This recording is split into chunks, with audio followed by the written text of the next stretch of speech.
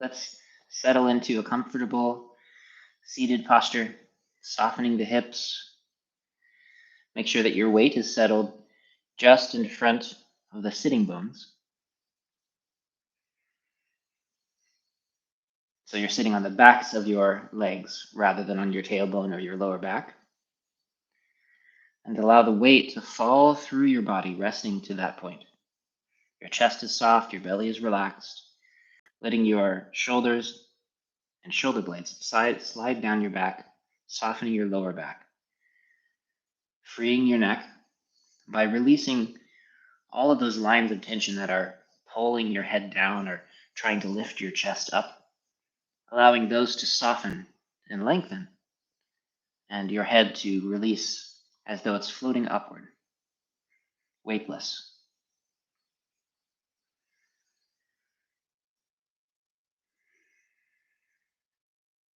Similarly, allow your emotional structure to become weightless.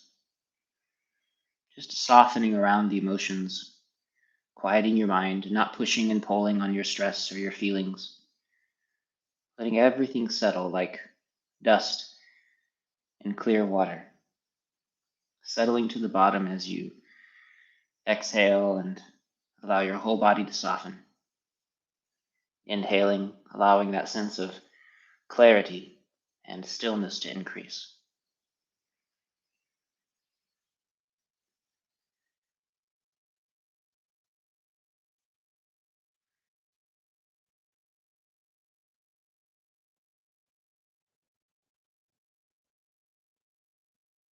Just a few minutes of this quiet, meditative rest. Slowing down.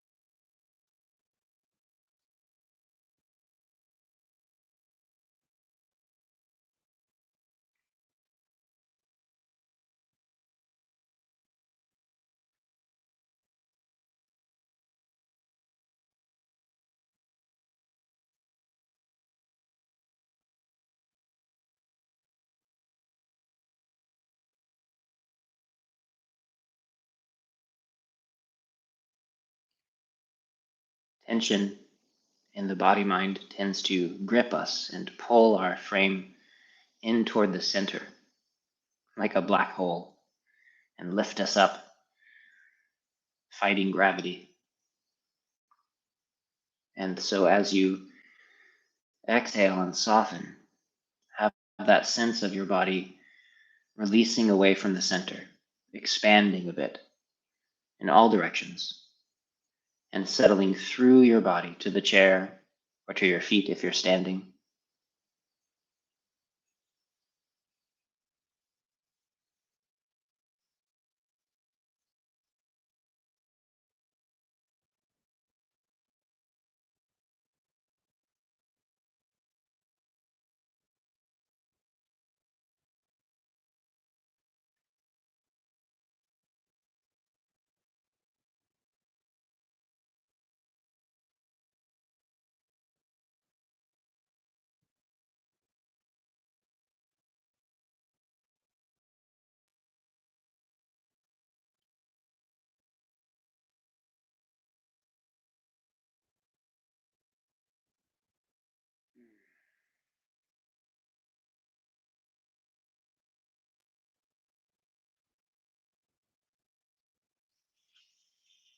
Warming your palms when you're ready. Remember that we will only touch the body with warm hands. So if you need to put your hands in the microwave for a bit, or just hold a hot cup of tea, and allowing that heat to settle into the body. I'm going to take my headphones off while I work on the head, So if you're not sure what we were doing, please feel free to stand out in the comment section. Otherwise, I'll assume that you know this sequence. And I'll put my headphones back on and speak again as we finish the head and face.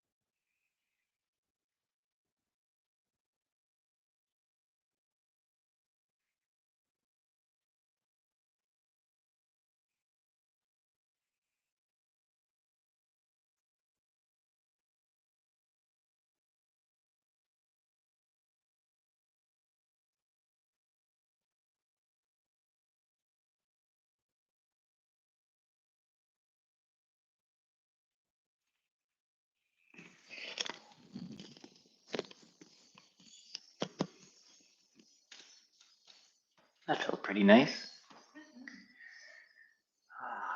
Just a reminder that within this set, we're reaching into that space just beneath the layer of the skin, on top of the musculature, around and between the tissues.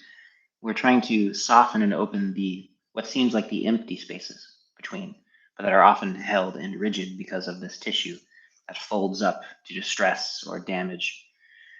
And we are spreading it out in the way that we might iron a shirt. But in order to spread it out, first we have to soften this layer, this membrane in the body. And so we melt it. That's this reference to the name of the practice,融氣騰膜. This softening and spreading as you warm and melt this. It's a soothing process, not a pushing and pulling. If you start pushing and pulling on this layer of the body too fast or too harshly, again, it's a protective layer. Your armor comes up, especially if you're already in a space where your tissues are ready to be irritated or to need to feel protected because of a lifetime of stress. And so first we soothe, we make it soft, we warm it, we spread it with the intention of soothing it in the appropriate directions. That's why we're moving in the way that we are. And then as we gently encourage this release, we have just enough pressure to allow it to spread over the course of, like we said, 100 days. And this changes and transforms that layer of tissue. But you have to be gentle and careful. And if you start pushing or pulling, then you end up going in the wrong direction. Oh, great. It's a good question. And by the way, Del, I saw your questions from yesterday. It took YouTube a long time to finish processing the video so I could look at it again. And it lets me look at the old text. And so I'll answer that question as well toward the end of class. So stay tuned. Or just watch the video later if you have to go. So let's begin softening open around the shoulder here. So this space here, releasing and relieving this area of pressure. This shoulder's nest. You can use your fingertips to soothe this area, or I often like to use just the knuckles in my hand. Again, just enough pressure to sink in to touch that layer. If you go too deep, you just move past it. And if you go too fast or in a way that doesn't feel comfortable for your body, it might just layer as a protection again. So you have to listen. Tune into your body. And remember, if you have breast tissue that might need a bit of help, you can always move around that space for this release, releasing the pectoral. And it's releasing over and toward and down the arm, as this whole area is. Most of these I am doing 36 times in both directions. You can always do more. I'm unsure whose paperwork. Some of them are labeled as 100. So if you feel like it's helping you, please feel free to take that time. Yesterday we did the whole set in, I think, about 45 minutes. So you can speed it up or you can slow it down in whatever way feels comfortable to you. That's why it's worth learning the practice. If you have problematic spaces, please do take the time to help it relieve itself.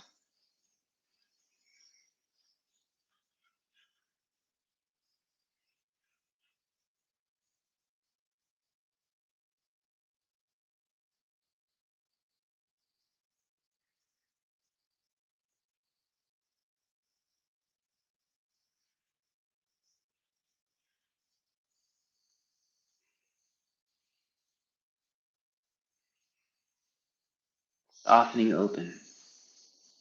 And you may find that as things thaw in your body, this ice that's transforming slowly to water, that things move around. In fact, where we've been living up here at the monastery and also by the river, Melanie and I will often hear and feel small earthquakes when it's very cold.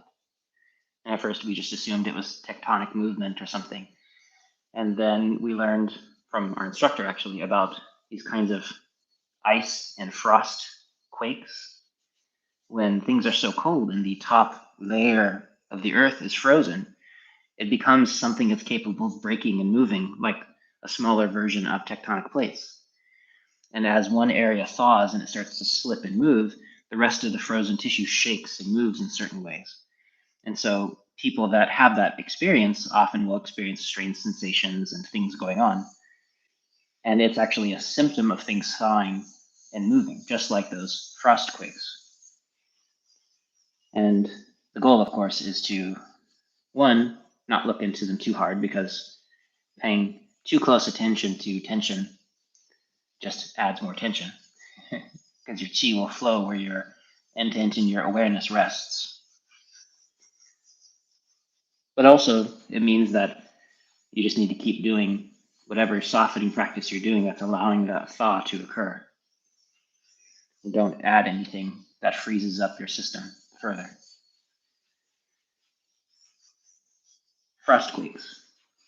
It's a thing. Look it up.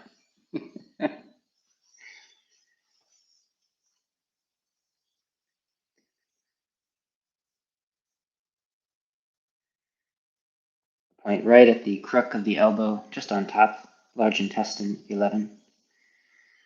Easing it open with your fingertips at the side of your hand, gently opening. I have a question. Frost what? Quakes, like earthquakes, like oatmeal, Quaker.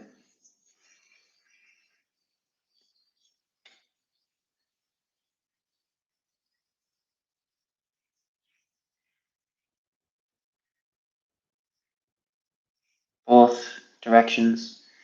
Again, this area and the space just beneath it, we want to spend extra time on if we are people who tend to use our hands a lot. I know we have a number of carpenters and woodworkers that join us, as well as keyboard athletes who suffer terrible athletic injuries in these areas in particular. You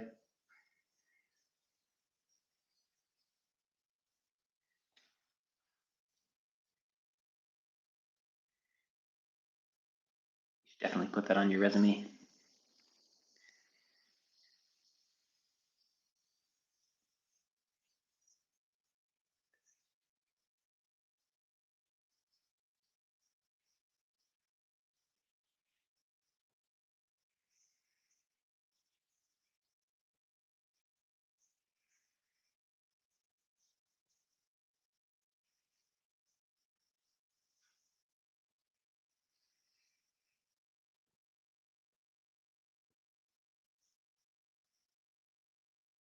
Easy and soft, comforting, especially, for instance, in this area.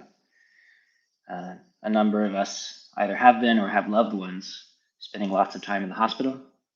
I spent lots of time in the hospital growing up.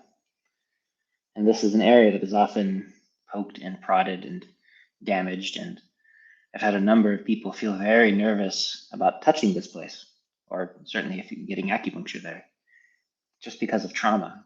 And so taking the time to genuinely soothe this area. You can use your fingertips to touch this space. For me, it often feels really nice to let this part of my thumb settle in there and make gentle circles.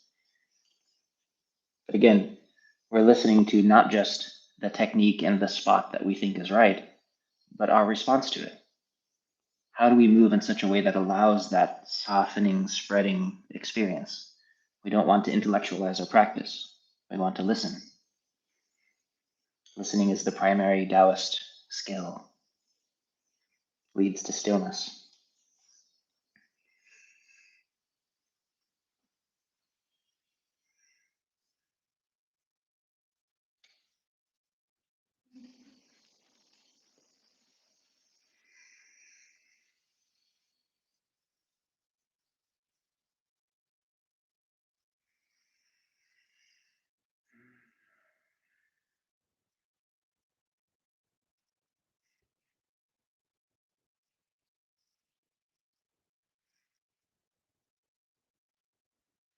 Both directions, easing this area open.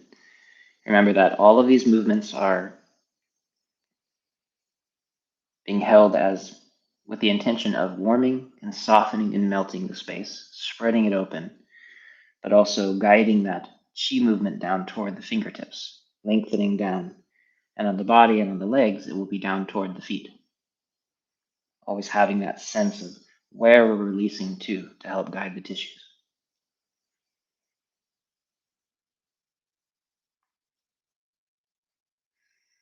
Yesterday, I had the chance to treat somebody, came up to the monastery, and we were doing acupuncture on a very old injury.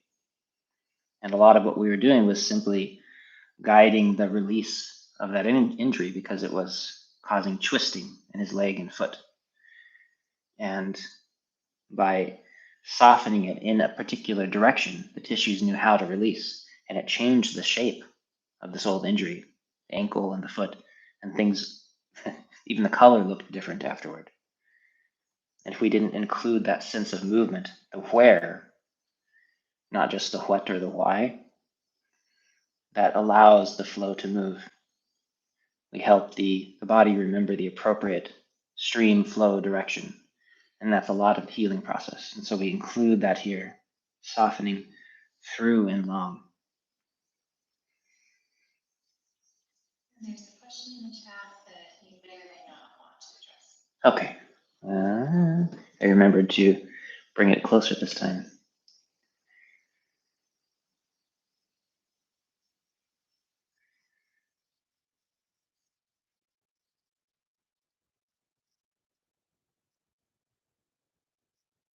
Yeah.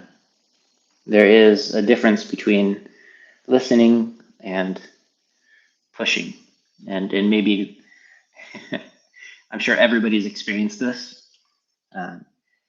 At least by some point in our lives, we've all probably ruined at least one relationship by, instead of listening, we sort of try to push our ideas, or someone's talking and we're just waiting for our turn to say something. Listening requires openness and stillness, not getting in our own way to actually take in new information. We create a space for that new information, somebody else's experience, to come in. And if I'm sitting there kind of pushing my idea and waiting and not taking the time to be still, it ruins the interaction. And I know we've all experienced that. Well, maybe not all of you. You're far too spiritual to be those kinds of people, but I've done it a lot. I've ruined a lot of friendships by being a jerk. And so what we want is to learn how to make that space open where the mind is quiet and we're just, as this gentle intent of being loving and settled and present as our system communicates with us. We're not trying to push our ideas. We're not trying to grip and hold onto thoughts. Instead, we just settle into the present moment by softening, by letting go. And that makes for space for something better to come in. I hope that describes the feeling.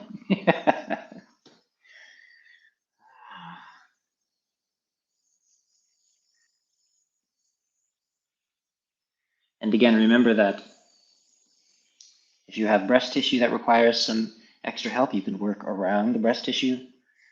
If you have implants, of course, be careful because implants are attached to and they work in various locations. And so you'll want to know the proper direction to work around them in that case. I know that at least one person joining us has them, and so I don't know enough to recommend where to put pressure, but you can help to release that pectoral, softening over and toward the shoulder.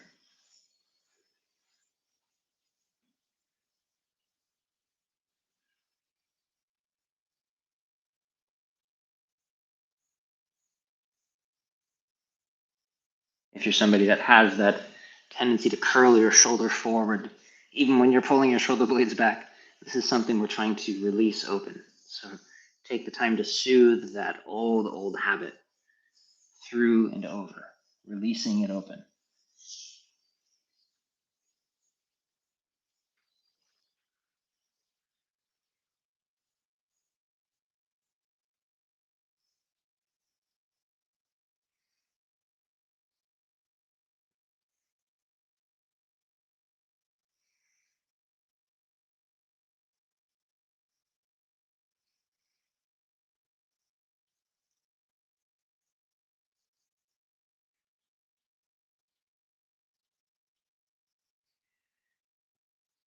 Again, softening the other shoulder. If this is difficult for you, you can, of course, use your other hand to help you so that you're not lifting this shoulder. Remember that eventually this shoulder becomes so soft and your shoulder blade is so free that your shoulder blade simply sinks down and your hand floats up. So it's easy to reach the other side. It's actually relaxing. But until then, you might end up doing this. So by using your other hand, you can allow this shoulder to soften a bit. You can also try to use hand on the same side if, again, you have breast tissue that's sore or just in the way. I know at various times of the month, for a lot of people, this is just uncomfortable to push into the space. So maybe doing this on the same side is more comfortable. And again, this is not something I have a lot of my own personal experience with, and so I have to just offer the advice and leave it out there for those who might need it.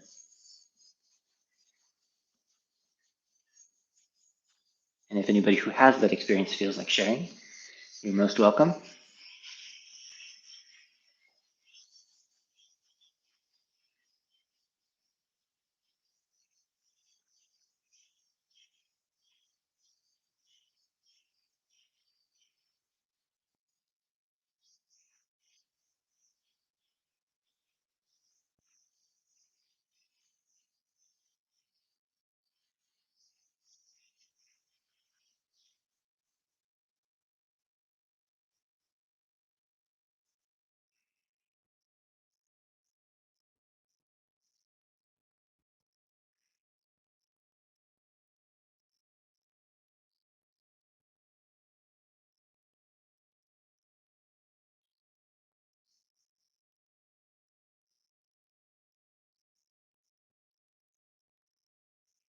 Softening open the top of the arm, down below, moving at the speed that feels soothing. You may want to spend more time on your dominant arm, wherever it is that might be holding that gripping habit.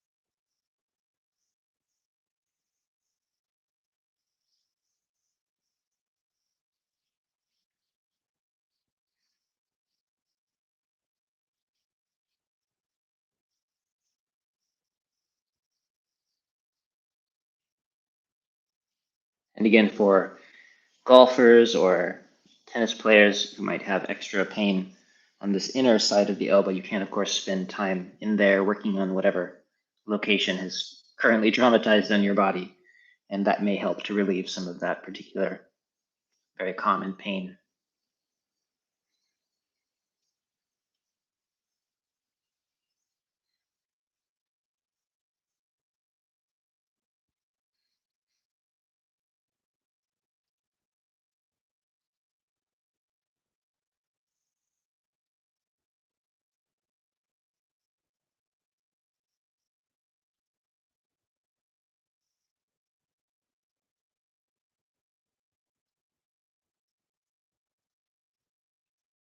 Filling your tissues with that sense of unconditional friendliness.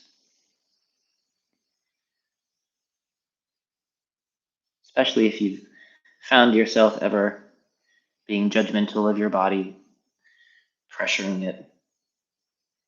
That kind of emotional charge seems to build up in our tissues, or at least our relationship to our body. And so that's something worth undoing in a practice like this, simply by being present and kind, gentle.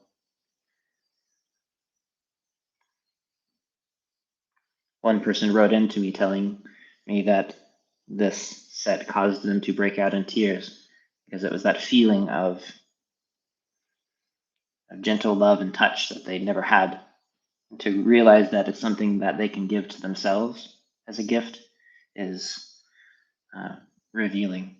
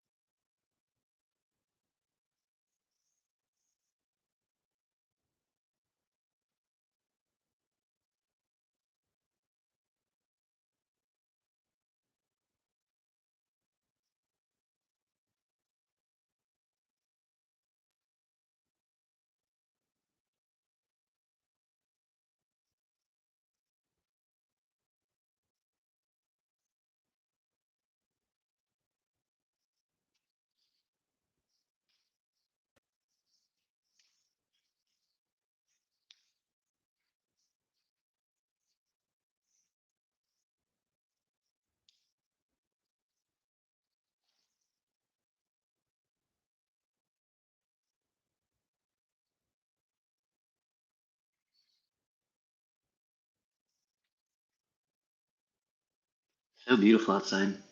Spring is coming. That red that fills our forest when all of the alders that dropped their leaves are starting to bud. So beautiful.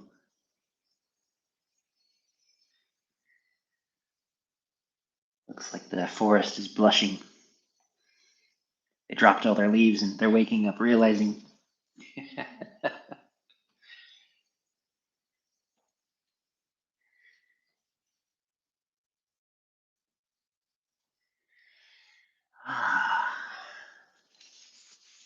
And make sure that your shoulder on the opposite side is softening down. So that as your hand and elbow go up, it's actually allowing your shoulder blade to sink down. That takes the pressure out of your neck. It's okay if that's something you cannot find quite yet. We're having entire videos about it in the Qigong series, and so you can feel free to watch those if you need to soften your shoulders. Take as long as you like. As usual, you're welcome to spend longer on whichever side is your dominant arm. That requires a bit of extra release.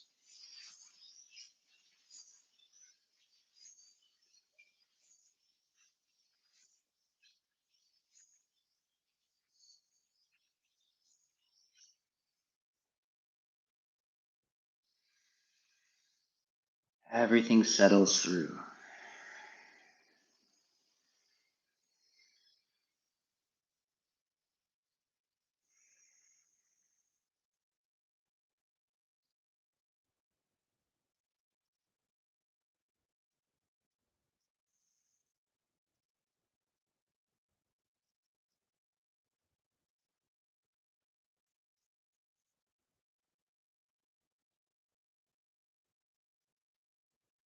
Few breaths of meditative quiet.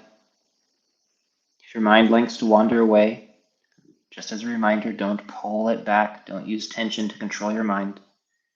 Instead, just soften around the distraction. Notice that you're being distracted. Usually that's enough to allow your mind to lose interest. And then your awareness simply drifts back to the present moment, settles back into your body. The more often you can allow that letting go and gentle return, the easier it becomes, until it becomes almost like a flinch response, the way you would to any kind of tension. It's uncomfortable to hold certain parts of your body. Maybe at one point in your life, this is normal, and then you learn to relax. And a few years after that, doing this would feel terrible. It would make you notice it. Why am I doing this? This is horrible. And so you would instantly relax. You don't have to try anymore. And the same thing happens with the mind, as long as we emphasize the letting go rather than holding on. holding on by its own nature causes distraction. It only leads to more of the same problem.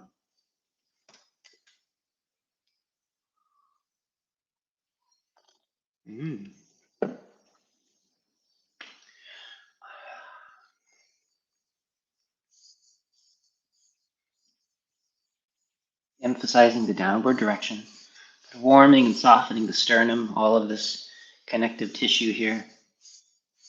And again, just as a reminder, those of you who have breast tissue that like to spend a few minutes each day doing some gentle breast massage and opening, softening the tissues there, please feel free to do so. We have a whole video about it already. I don't want to be just another random white guy on the internet telling women to do something with their bodies. So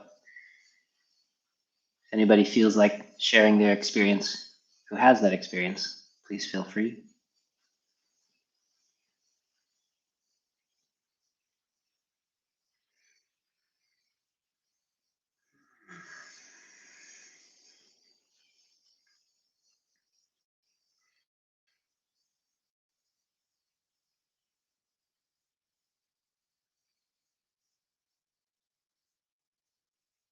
Soothing and opening. Easy.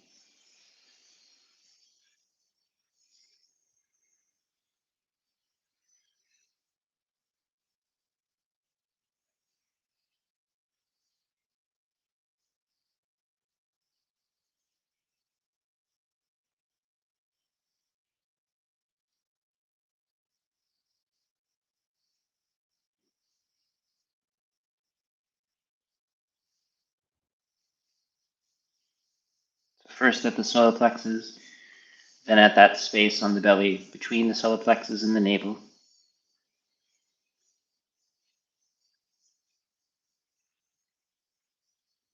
Just to help ease the space open before we release the ribs.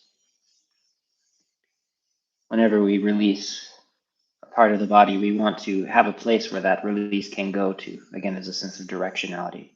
So we soften open this area, and then we allow all of this tension to pour through. It's just chi that's stuck. It's not bad.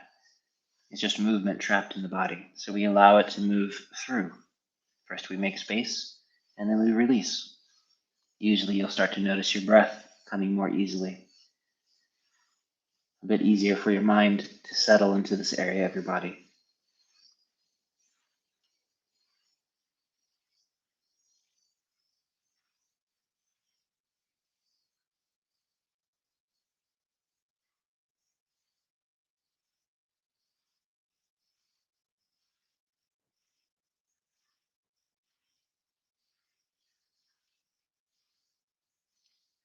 That quality that you would offer to an infant trying to sleep. Gentle, loving, warming, soothing touch. You might find it's something that you've been needing for a long time.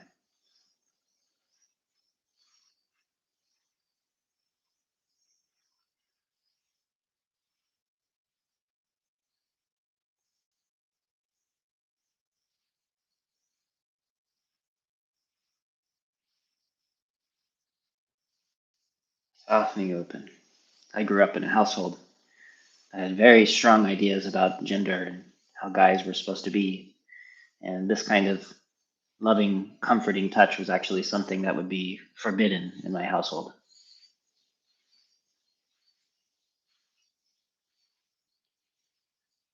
So it's something very worth finding, because I know I'm not the only one with that experience.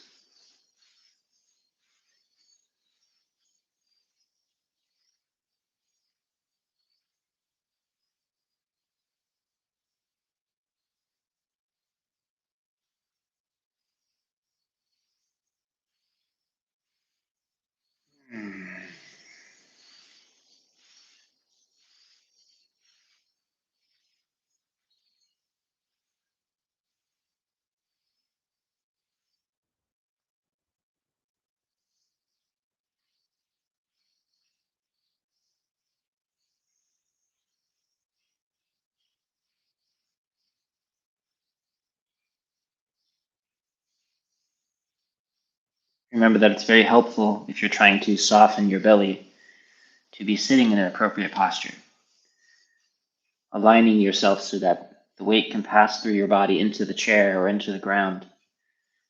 That allows your core, this center of your architecture, to relax, to open, to breathe.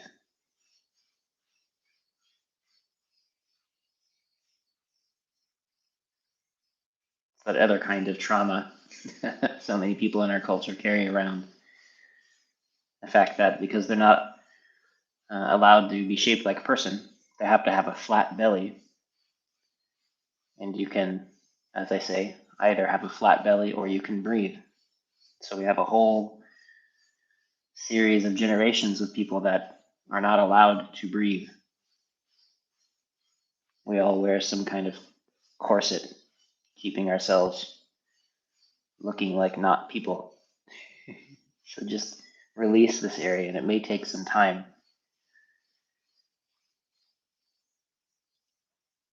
Also making comfortable circles, successively larger and larger circles.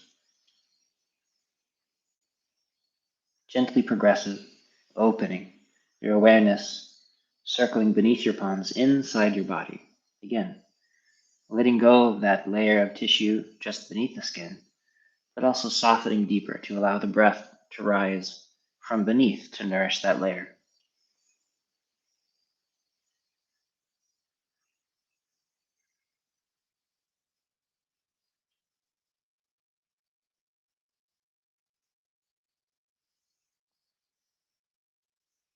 It's nice to do 36 out and 24 back in the opposite direction.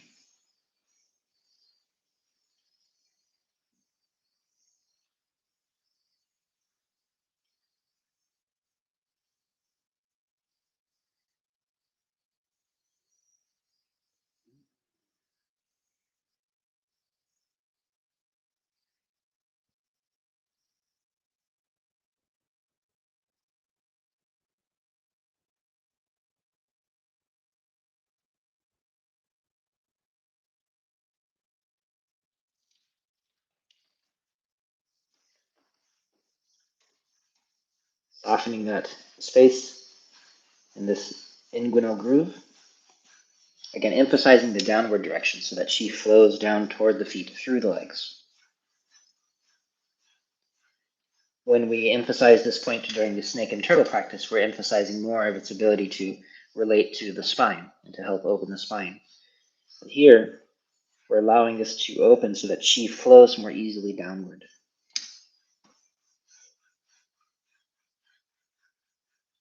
And if this is an area, again, of particular congestion for you, please spend extra time here to allow this whole space to soften.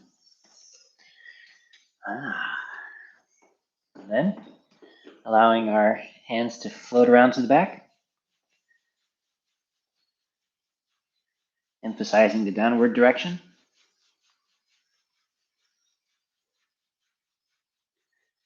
If this is uncomfortable, to place your palms against your back without breaking your posture.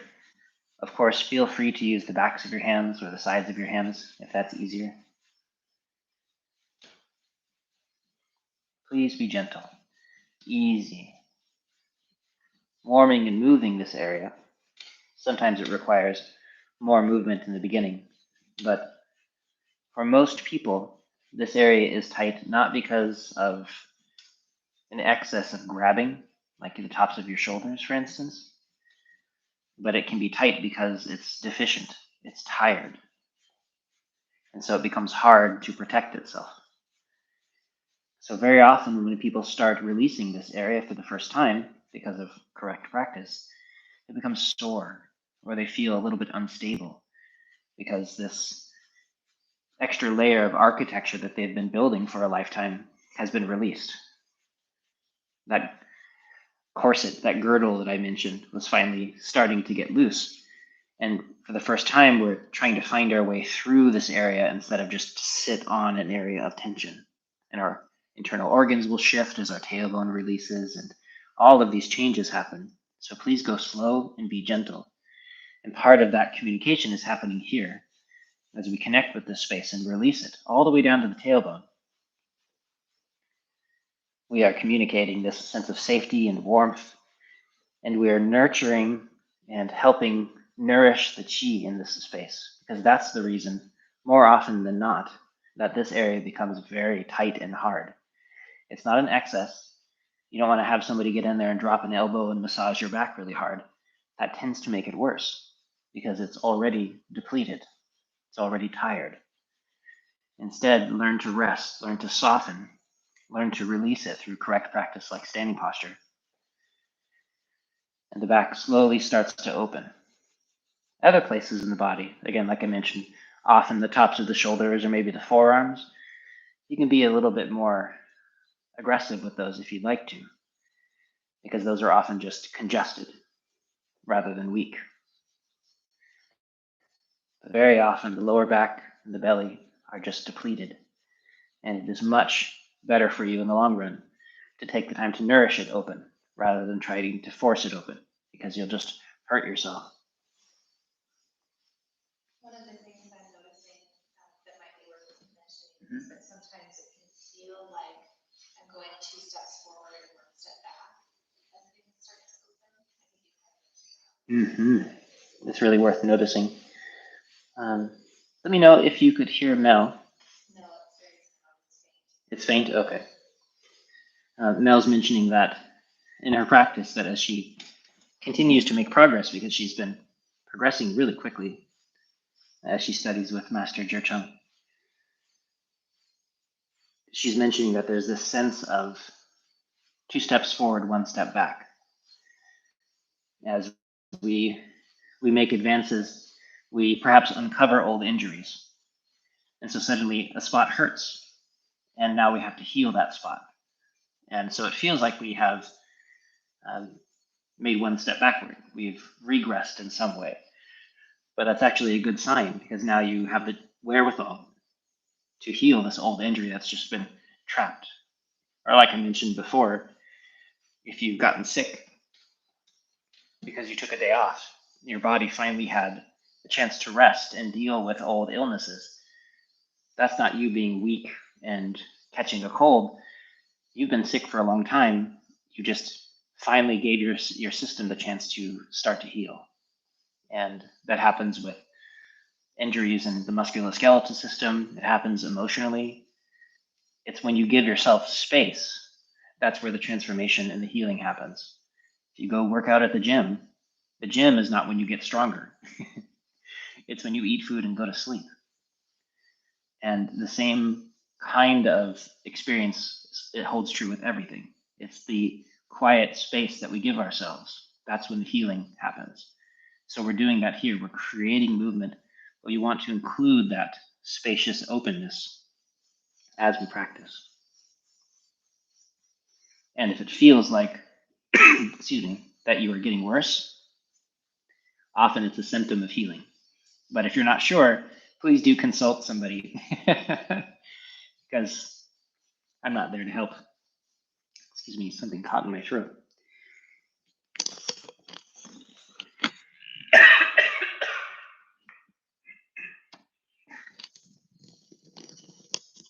Swallowed wrong.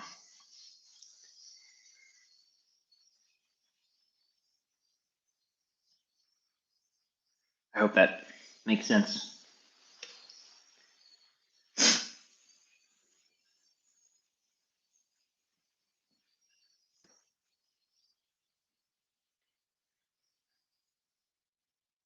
And that relates to that aspect we were mentioning of learning how to listen in stillness.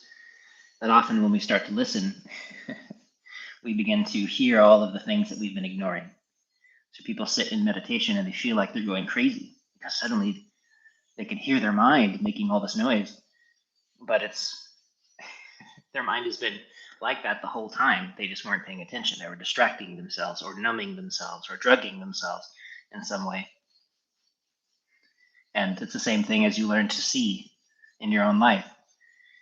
You know, your mind clears enough to experience your own emotions, and you start to look at your life, and sure, the water becomes clear, but now when you look down in the water, you see all the old tires and skeletons and like an old rusting bicycle at the bottom of the river that you couldn't see before. And we go, it's gotten worse. And I couldn't see that before. Before I had this nice placid river to look at, but now there's all this junk. But that's what healing looks like. Sometimes it's messy and awkward and uncomfortable. And so we have to understand that. It doesn't sell very well. It's hard to put that on a poster. Come do Qigong and meditation. You feel much worse. But that's even inflammation is like that. Inflammation is the body's healing process. We all hate it. We take anti-inflammatories as though it's the problem. And that's how we heal. And as we all know, inflammation, our immune system and things like pus, this is our immune system at work. We all look at it and go, oh, that's terrible, as though that's the problem, when that's actually you healing. And so the same thing is true with everything. We make space and we clean up the mess, and then we start to feel better. There's a question in chat that relates specifically to this. I'm not sure if you want to answer it now or later. Can't quite read it. I'll have to save it till after. Sorry, my computer's not close enough.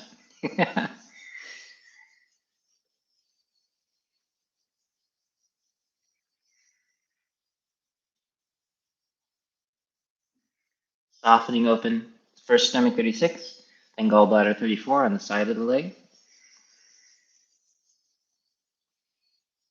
These are areas that often require lots of warmth and release, especially this gallbladder 34.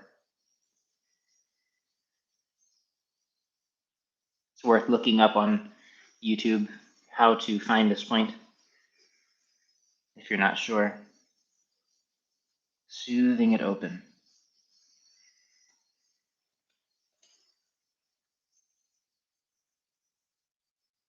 Spleen 9. And that soft space just on the inside of the shin bone. Warming it. Having this sense of this warmth and fresh chi flowing down into the point, but again, also relieving that tissue beneath the skin, emphasizing movement as it opens toward the feet.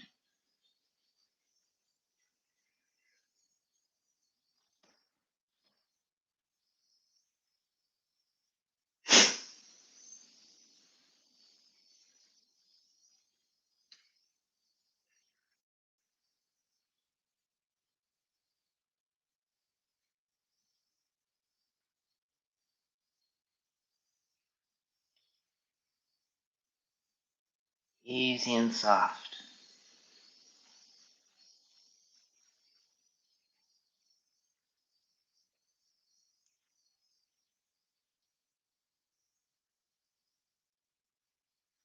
You might see me as I move around, touching each of those points as we circle. I do it habitually now. If you're going to keep this practice up for 100 days, you can slowly add that ability in to get a little bit of extra stimulation in each of those acupressure points. But don't allow it to make your hands tight. Remember that transferring softness from our hands to our body is part of this practice. So keeping your hands very soft is a big part of this healing. At the end of this set, your hands should feel twice as soft as before you started.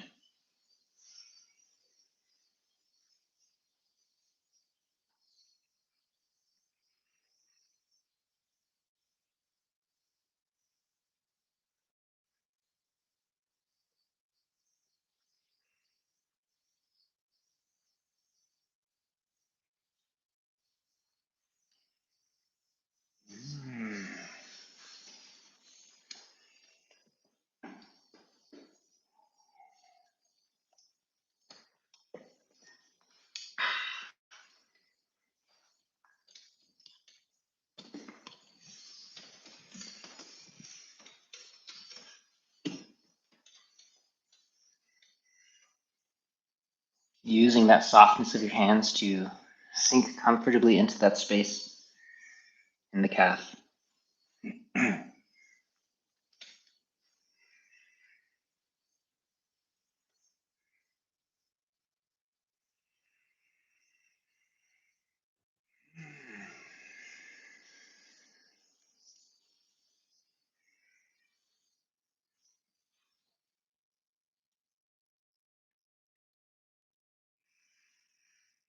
Looks like we didn't have Chris today.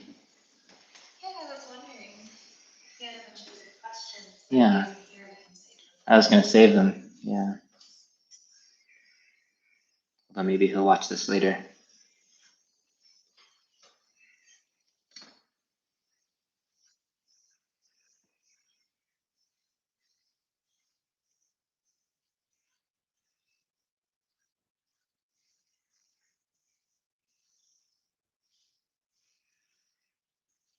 Easing open the tissues on your lower leg. For most people, their tendency is just to become hard because of the shoes we wear, because of the way that we move. So relieving this pressure. If you've ever had shin splints, for instance, there's this micro tears and accumulated damage in this area. You don't want to irritate it by pressing in deep. Instead, we want to warm and soothe this line.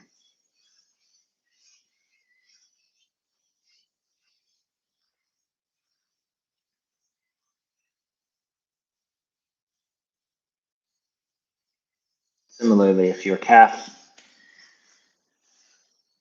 seems to adhere itself to the bone, just gently releasing it away from the bone. Chris is in here with sound, Oh, but he will watch later. great. Oh, was that from Steph? Yeah. Thank you, Steph. Knower of all the things. Good mom training. To be the one who knows everything. Gently releasing spleen 6. Again, just one hand's breadth above the center of the inner ankle bone, the medial malleolus. So I'm going to position an avocado in my sock just over it here. Those are good thoughts for that.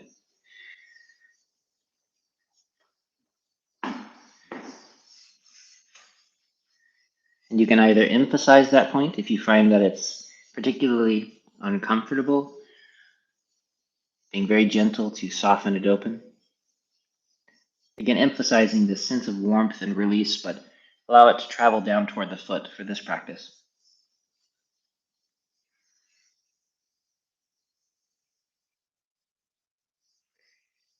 And if you find that it's a bit cold and tight, then you can emphasize the warming circles, hand traveling over the surface under the ankle, or you can do both. And again, especially for those who menstruate, this point is just, I think it's wonderful. I've used it for decades now, and it's very relieving for a lot of the symptoms associated with menstruation.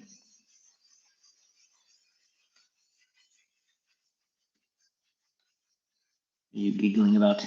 Oh, Della said, first Mel with the guac socks, now you with the avocado socks, silly squirrel. We were commenting earlier how we have an ungodly number of avocado-themed apparel. I have one that has avocados and llamas. Again, most of these are either charity socks, a charity that we signed up for, the Awesome Socks Club, but often they're just donations because I treat for free and people will give donations. And surprising amount of time, people give me funny socks. I can't imagine why. So I have drawers filled with ridiculous socks. It's wonderful. Half of my success during treatment comes from my socks.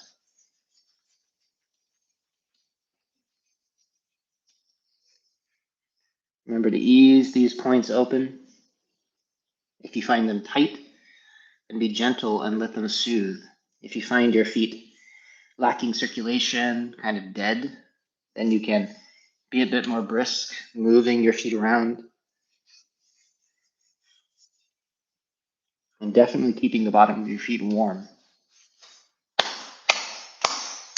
Yes. Yes. Feels great.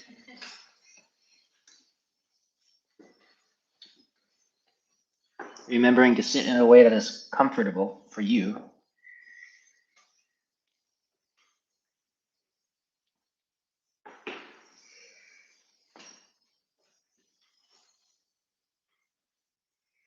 Hands soft, body soft. breath relaxed. Remember that your awareness soaks into your body like a liquid.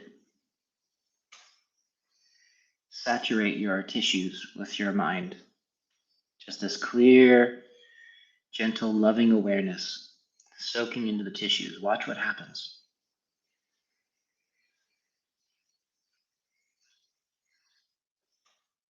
We emphasize that kind of energy soaking into that middle dantian behind the navel. It's a very safe place to put it. For this set, we allow it to nourish the tissues of the whole body, that fascial layer in particular. Just make sure that you always end downward on the body. You don't want things coming up toward the head or the heart. That's not good for you. Please be gentle.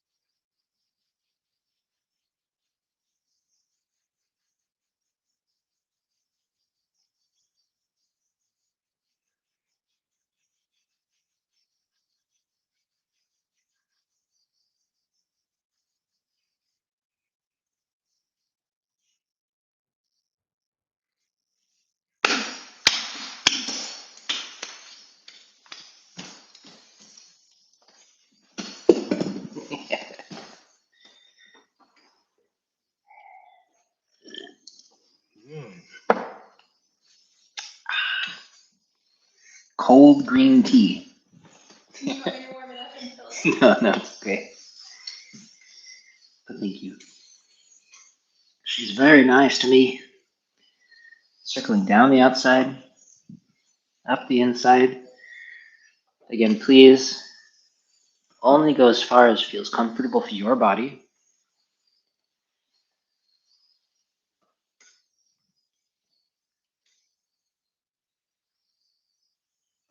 Even if it's just down to the knees and back. Some of us are different body types, and certain movements can be very difficult if we have larger bodies, or if we're walking around with an extra body inside us. There's all kinds of reasons that we may feel inflexible or uncomfortable.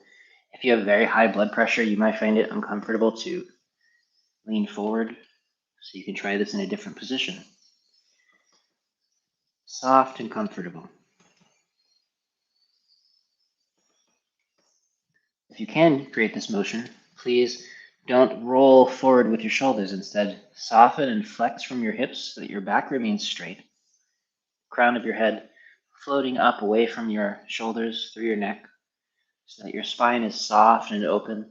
You'll notice there's no strain in my voice. I'm not compressing myself to create this motion. You're just releasing forward, softening down. One more time. Fresh chi flows down to the feet, circulating comfortably back up. And then let's do some circulations. This might be more comfortable and easy if you sit on the ground, stretching out in front of you. I just don't want to sit on the cold ground. So circling your hips, your knees, your ankles, pointing your toes and your feet, softening all the way through this space. If you'd like, you can use your hands to help with this rotation. Rotating your ankles, pointing and moving your toes. I'll separate them so it's a little easier to see. Both directions.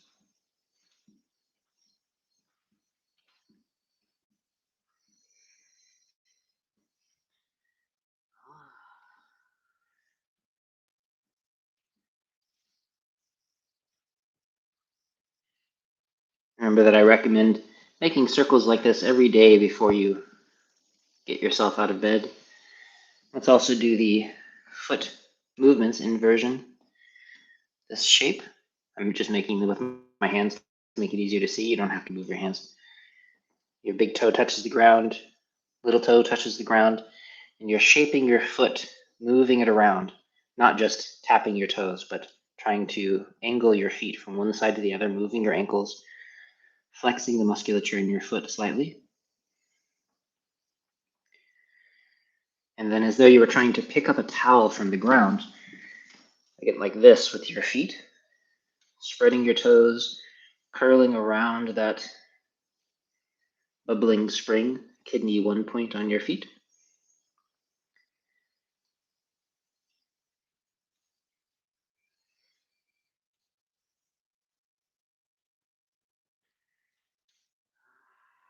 Soft and open. And then, sitting upright and comfortable,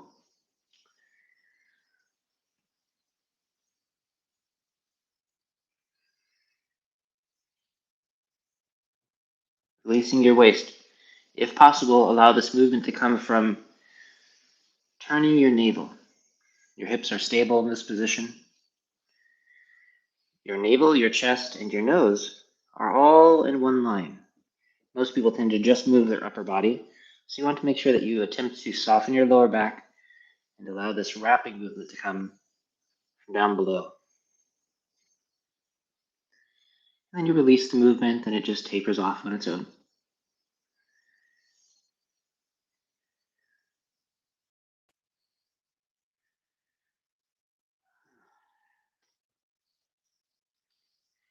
And then tapping our teeth together, let's say 36 times. Again, remember to be gentle. If you have painful teeth or gums or delicate dental work, you can just touch your teeth together and press them gently.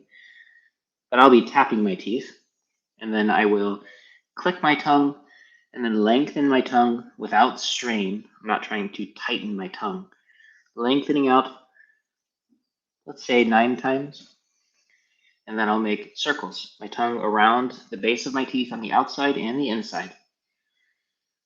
Both directions, 3 times, 9 times. Don't make yourself tired. Don't undo all of the relaxation we spent time developing.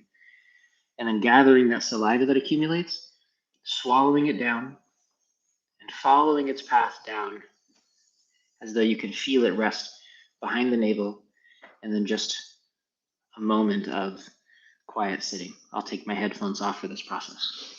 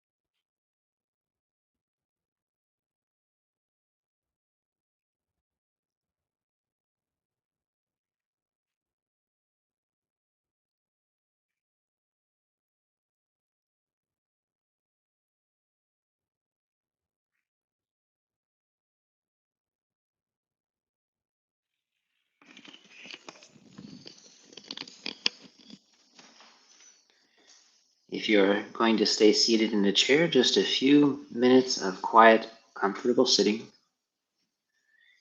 If you'd like to lie on the ground, that can be a nice way to soften. Just lengthen your body on the ground. You can put some pillows beneath your head or your knees to be comfortable and warm. I'll just stay seated here,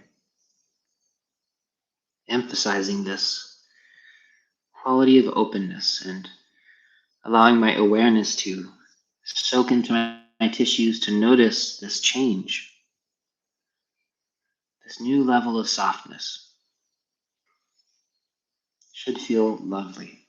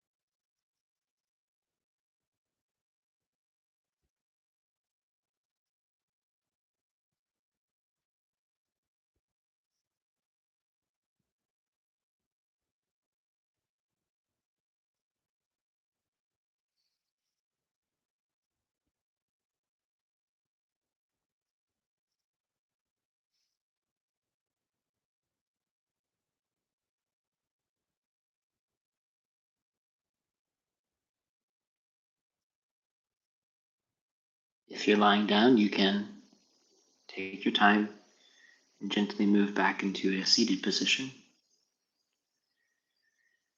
And then allow some of your awareness to rest in that middle dantian space behind the navel in front of the spine. Some portion of your awareness to fill the rest of the body. And then some portion of your awareness to include the space around you, the environment you're in. Just spreading your awareness out of it. You might feel that sense of expansion. Make sure that expansion is rooted in your center, so you remain grounded and soft. And then the space around you just becomes included in that settled softness.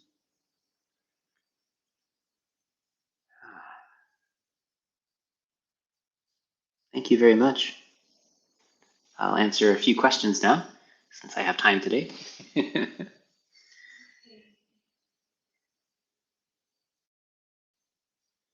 start with the most recent. Okay. I'm consistently getting insane headaches after a good practice. Is that one step forward, two steps back? You really know, Of course. I want to repeat the question. Yeah. So the question was that somebody's mentioning that they're getting headaches after practice. And so I can think of a few possibilities. First, we want to make sure that we're not doing anything to cause a headache.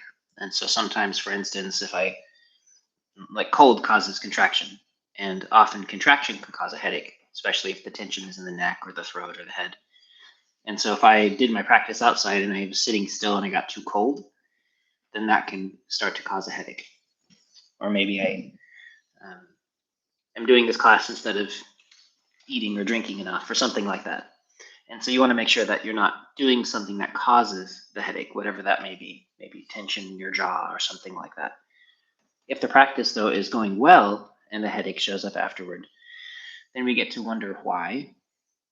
And again, we have to be careful because oftentimes if we have an extreme amount of tension in our body or our emotional structure or our mind, when we start to release that tension and relieve it, then that's a lot of energy in our system that suddenly is set free.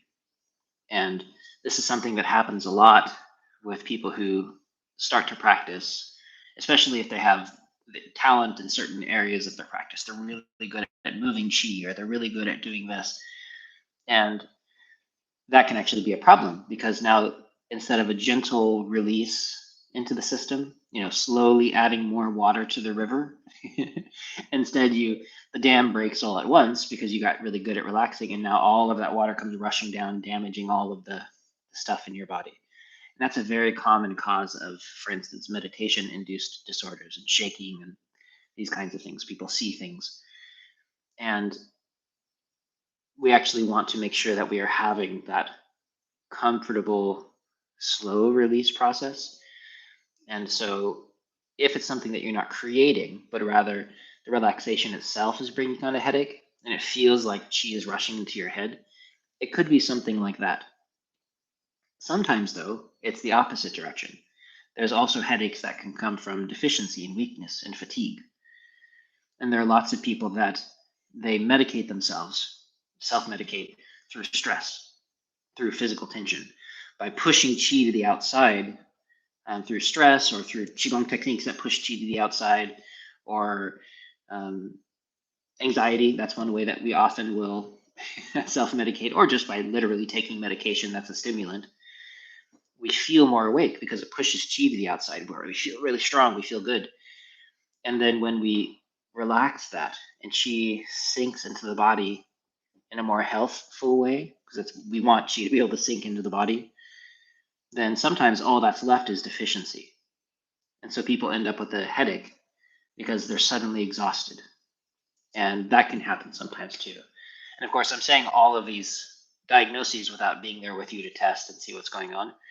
But these, I think, are some common causes. Yes, it feels like the latter. Chi rushing up my head causing headache. Yeah. So definitely go slow. Emphasize releasing on the lower body, maybe like points in the bottom of your feet, spending more time doing this closing practice. Maybe spend less time doing this practice until that buildup of water at the dam is less, and do fewer practices that are trying to build up a charge in your body, because that's a really common cause of this problem, that we're cultivating all this chi, but it can't flow anywhere. And so it either sits in one place in the body and damages that one place from an excess, and then the rest of the body is deficient. And then suddenly I release that flow and it goes washing through my body. And so usually slowing down that process is good, because this release is still a healing practice. But if you release too fast, then it's not a healthy practice anymore. And so sometimes just taking it a piece at a time is good, and slowing down things that might be making this dangerous for you, whatever that practice is. Make sure you get enough time grounding and settling, eating healthy foods, getting lots of rest if you can, staying emotionally relaxed, softening your hips, softening your breath, these things that are naturally settling, and that will help a lot, because chi rushing up to the head is never safe. And so we want to limit that as much as possible, even if it's coming from a healing process. You just have to go slower. We have another question, and again, you might want to repeat it afterward. When I do quiet sitting, just like we did now, when I relax deep enough, my eyes roll up. Is this just my eyes relaxing, or maybe related to the microcosmic orbit? Yeah, so the question is about eyes rolling up during practice. And that's a common thing. Often if people are pushing a lot of energy, for instance, into the third eye or toward the top of the head, and we want to avoid that if we can, because it's not the eyes relaxing. The eyes relax and they soften down, unless you have a particular genetic tendency. Maybe the muscles in your eyes aren't developed in one place. Because there's going to be somebody who watches this that has different kinds of eyes. And so I want to make sure that for them, they're acknowledged. That's just what their body does. But I think for the vast majority of us, if our eyes do that, it's because chi is pushing upward. And there are yogic systems and things that actually prize that process. And we don't do that. And I have seen in my clinic that it causes problems. And so my recommendation is to let chi sink down, not push up. Chi fills up over time, but that's different than pushing up. And so, yeah, it's a hard one, because you don't necessarily want to try to force your eyes down, but you definitely want to avoid doing things like the microcosmic orbit, which will exacerbate all these problems that we're mentioning. In fact, the microcosmic orbit is a common cause of all of these negative symptoms that we talk about. He says he doesn't feel like he's doing it. He feels like it's happening on its own. I think there's one more question in here. Is massage practice essential for eating? Like I was using Daoist practices before, but this seems like it needs to be done on the Qigong practice, if that makes sense. So yeah, so the I Ching, that's the tendon changing practice. The I Ching is the book written about it. That's it means classic, unless people are using it differently. But the I Ching process, that change is, I think that this kind of practice is really useful and essential for that. A lot of the practices that people engage in are a lot of that hard pushing and pulling on the body. And so certainly, obviously, there's a lot of ways to create this system, and there are systems that clearly work that do a lot of pushing and pulling on the body. But I feel like the results that they get are slightly different because they've created a body mind that pushes and pulls on itself.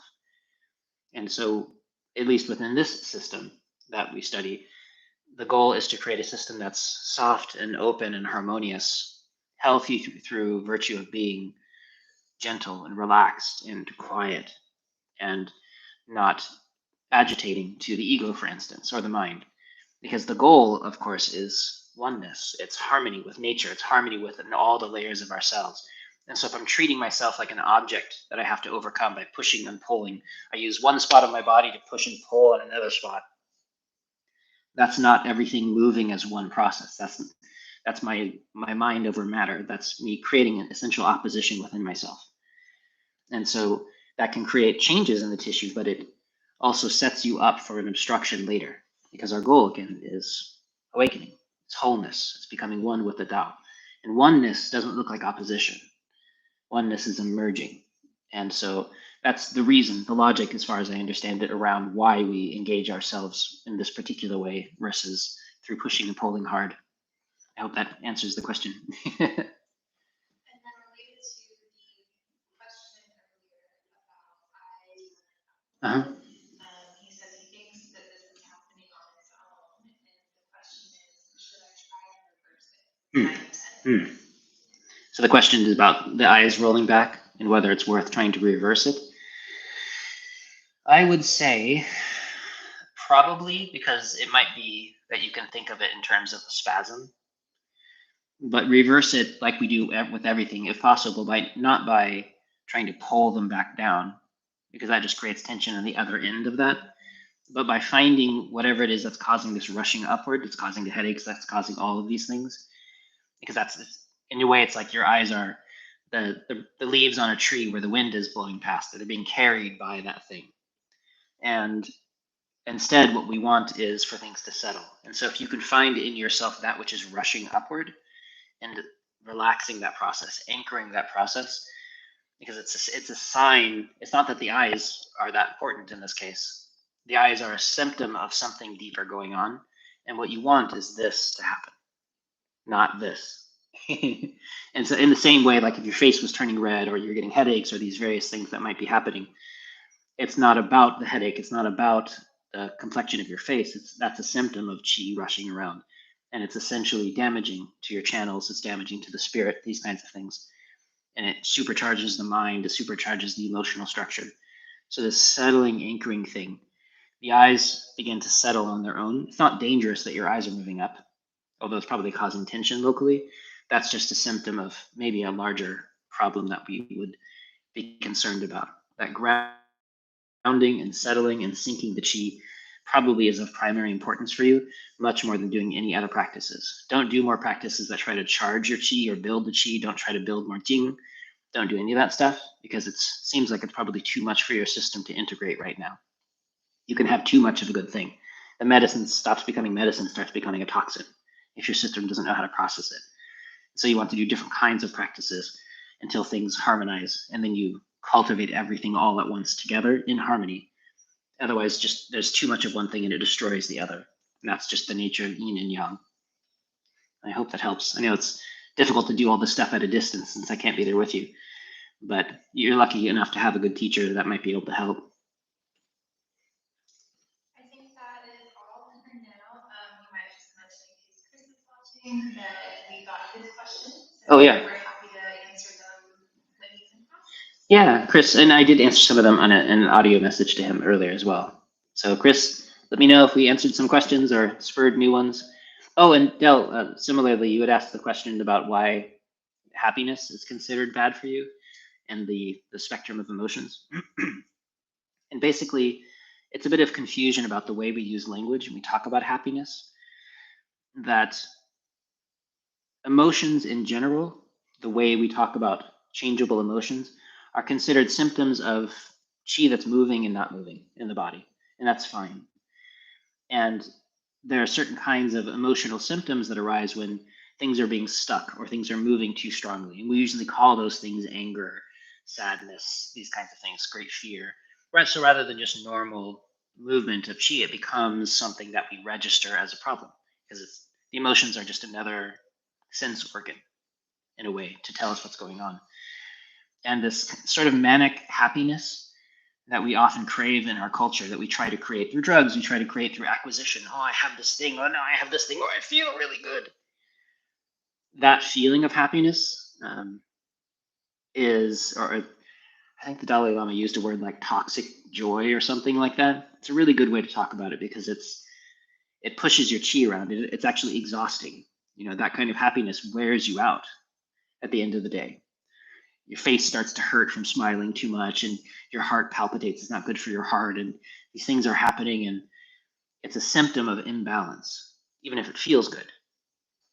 And so from that perspective, that kind of happiness is considered a poison. And I mean, an extreme version of it becomes really damaging. That's that manic, egomaniacal, evil scientist laugh. They're having the time of their lives, but it's not good for them.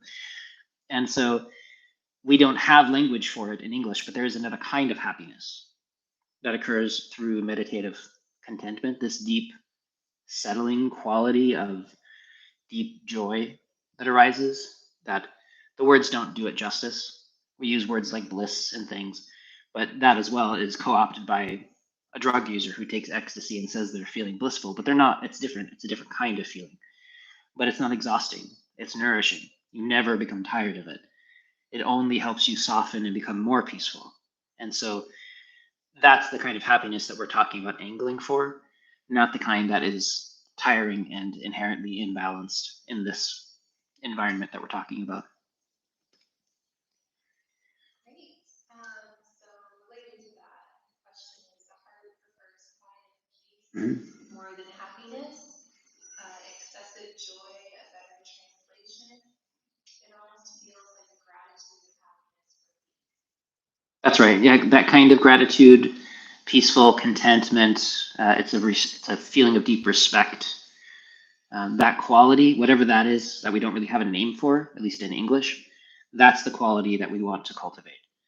That grows and deepens over time. That comes from that deep stillness. It's just the feeling of not needing or wanting anything, that deep contentment, the sense of peaceful mind, a peaceful heart. You just look around and there's that soft sigh of contentment. That feeling that you never get tired of it. All it does is make you feel rested and nourished. That quality, that's the one we want to cultivate. The one that gets labeled happiness, or like you said, excessive joy, whatever that is, that pushes you and it pushes your mind and it has a whiplash effect later. That's the other one that we don't want, that we just don't really have good language for here, but we all feel. But people still crave it in the way that a lot of people crave being angry. And so all of those are considered imbalances that we want to avoid. Yay. Thanks, everybody. Great questions, Del. I appreciate it. Yeah, it's so beautiful here. Enjoy your practice.